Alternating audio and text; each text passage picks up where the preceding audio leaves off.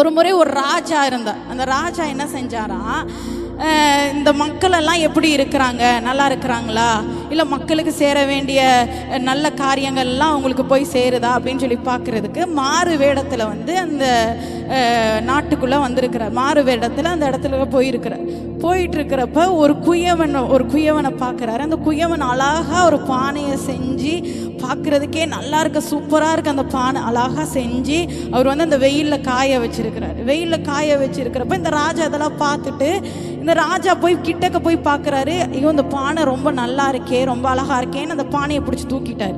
அப்போ அந்த குயவன் சொல்கிறாரு, ஐயோ இதை தூக்காதீங்க, நான் இப்போ தான் செஞ்சேன், நீங்கள் தூக்குனீங்கன்னா அதை அதோட உருவத்தை இழந்துரும், அதனால் நீங்கள் தூக்காதீங்க, அதை விட்டுருங்க, அப்படியே இருக்கட்டும் அப்படின்னு சொன்னப்போ அந்த ராஜா சொன்னாரா, நான் யாருன்னு உனக்கு தெரியுதா அப்படின்னு கேட்டார். அந்த குயவன் சொன்னார், நீங்கள் யாருன்னு எனக்கு தெரியல, நீங்கள் யார், எங்கேருந்து வந்திருக்கிறீங்கன்னு கேட்குறப்ப நான் தான் ராஜா அப்படின்னு சொன்னப்போ, ராஜாவா, ஏன் அப்படி வந்திருக்கீங்கன்னா, நான் மக்களை மக்கள் எப்படி இருக்கிறாங்கன்னு பார்க்கறதுக்காக நான் வந்திருக்கிறேன் அப்படின்னு சொல்லிட்டு இந்த ராஜா போயிட்டார். இந்த குயவன் என்ன செஞ்சானா, அடுத்து ஒரு நோட்டீஸ் விடுறான், ராஜா கைப்பட்ட பாத்திரம், அதனால இதுக்கு இவ்வளோ ரேட்டு அப்படின்னு சொல்லி. ஆமே, இது ராஜா பிடிச்ச, ராஜாவோட கை ரேகை இந்த பாத்திரத்தில் இருக்குது, இந்த பானையில் இருக்குது, அதனால இந்த பானைக்கு இவ்வளோ ரேட்டுன்னு சொல்லி அந்த ரேட்டை போட்டு சந்தையில் விட்டுட்டான். ஆமே, எல்லாரும் அடிச்சு பிடிச்சி வராங்க. ராஜாவோட கைப்பட்ட பாத்திரம், ராஜாவோட ரேகை பதிந்த இந்த பானை